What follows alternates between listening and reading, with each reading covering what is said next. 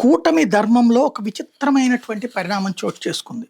ఇదివరకటి రోజులకి చంద్రబాబు గారు ఇప్పటికి చాలా మారారనమాట. ఇదివరకు కూటమిలో డామినేటింగ్ రోలే పోషించేవాళ్ళు చంద్రబాబు గారు.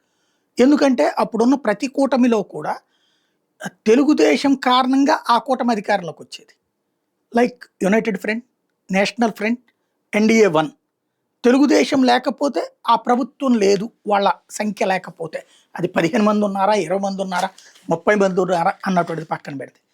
కాబట్టి అయితే సాధారణంగా ఇచ్చుకుంటే వాయనం పుచ్చుకుంటే వాయనం లాగా ఇద్దరు కలిసి పోటీ చేసినప్పుడు వచ్చినప్పుడు ఇద్దరిది పాత్ర ఉంటుంది. ఇప్పుడు లైక్ ఇప్పుడు జనసేన లేకపోతే తెలుగుదేశం అన్ని సీట్లు గెలిచేదా కాదు, గెలిచేదా.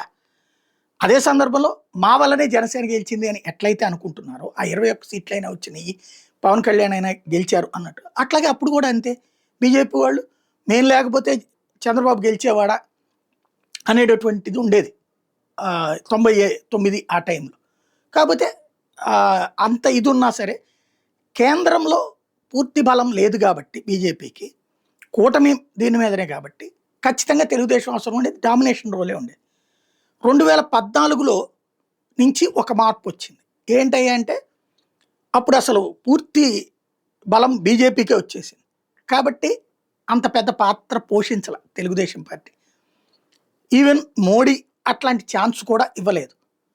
అయితే 2018 తర్వాత ఇద్దరి మధ్య విభేదాల టైంలో బీజేపీని దించడానికి ప్రయత్నించారు, తొక్కడానికి ప్రయత్నించారు, లీగల్ ఆస్పెక్ట్లో ఇరకాటంలో పెట్టడానికి ప్రయత్నించడం ద్వారా కూటమిలో మాతో తేడా వస్తే ఎట్లుంటుందో చూపెట్టాలన్నటువంటి ప్రయత్నం చేసుకొచ్చారు.